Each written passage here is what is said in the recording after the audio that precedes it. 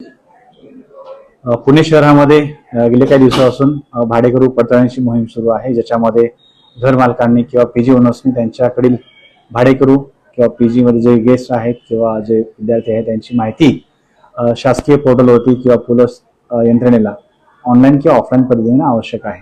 या अनुषंगाने पोलीस यंत्रणेकडून विशेष शाखेकडून याच्यामध्ये मोहीम सुरू आहे आणि यामध्ये मोठ्या प्रमाणामध्ये भाडेकरू पडताळणीची मोहीम सुरू असल्याने त्यामध्ये काही बऱ्याच ठिकाणी आम्हाला त्रुटी आढळलेल्या आहेत. त्याच्यामध्ये जाणीवपूर्वक काही गोष्टी किंवा अनावधानाने ज्या ठिकाणी घडलेल्या आहे अशा ठिकाणी कायदेशीर प्रक्रिया करण्याचं काम सुरू आहे. या अनुषंगाने आतापर्यंत पुणे शहर पोलीस आयुक्तालयामध्ये जवळपास 170च्या आसपास गुन्हे दाखल करण्यात आलेले आहेत घरमालकांवरती किंवा पीजी ओनर्सवरती.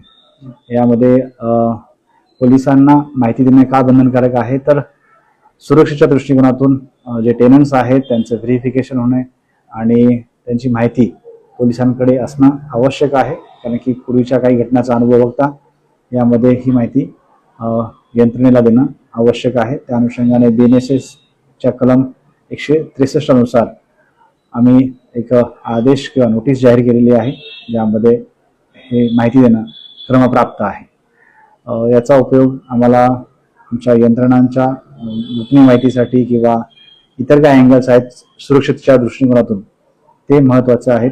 त्यामुळे ही माहिती आपण न चुकता आपल्या शासकीय पोर्टलवरती किंवा सिटीजन पोर्टलवरती अथवा पोलीस स्टेशनला स्थानिक पोलीस स्टेशनला आपण ही माहिती आवर्जून द्यावी. आणि स्वरूप म्हणजे याच्यामध्ये नेमकी काय प्रोसिजर घरमालकांनी अवलंबलेली आहे, त्यांनी माहिती दिलेली आहे अगर कसे हे ऑफलाईन आणि ऑनलाईन पद्धतीने पडताळणी केली जाते. सिटीजन पोर्टल आहे, पोलिसांची वेबसाईट आहे, त्याच्यावरती माहिती देऊ शकतात. ते जे त्यांचं ॲग्रीमेंट झालेलं आहे, रजिस्टर्ड ॲग्रीमेंट आहे, ते ॲग्रीमेंट ऑटोमॅटिकडे पोर्टलला सिंक होतं, त्यावरती ते माहिती अपलोड करू शकतात किंवा पोलिसांना फिजिकली देखील देऊ शकतात.